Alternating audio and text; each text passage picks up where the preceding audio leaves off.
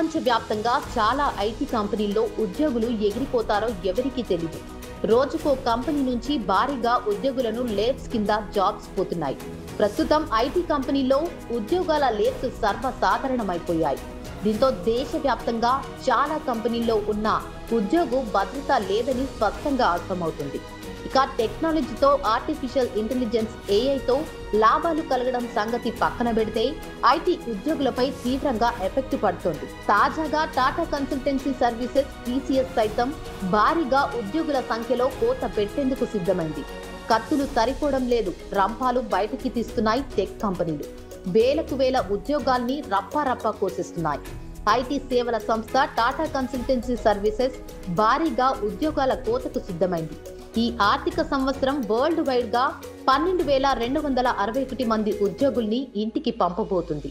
ఇది ఊహాగానాలేం కాదు. Be prepare అంటూ ఉద్యోగులకు చావు కబురు చాలా చల్లగా చెప్పింది టీసీఎస్ సీఈఓ కృతి వాసన్.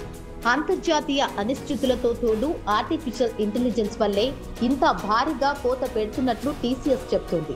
సంస్థ అవసరాలకు తగ్గట్టు కొత్త టెక్నాలజీపై స్టాఫ్ కి ట్రైనింగ్ ఇస్తున్న మరో ఆప్షన్ లేని పరిస్థితుల్లోనే కొంతమందిని తొలగించాలని నిర్ణయించుకొచ్చామంటుంది టీసీఎస్. మొత్తం 6,13,069 మంది ఉద్యోగుల్లో 2% మందిని తొలగించాలని నిర్ణయం టీసీఎస్ ని కుదిపేస్తుంది. మిడిల్ సీనియర్ స్థాయి మేనేజర్లపై దీని ఎఫెక్ట్ పడబోతుంది. ఏడాదిలో కనీసం 225 రోజుల పాటు ప్రాజెక్టులో ఉండాలని బెంచ్పై ఉండే రోజుల సంఖ్య గరిష్టంగా 35 రోజులు మాత్రమేనని టీసీఎస్ సవరించింది. ఇక దీన్ని సవాల్ చేస్తూ టీసీఎస్ ఉద్యోగులు కొందరు కోర్టుని ఆశ్రయించారు.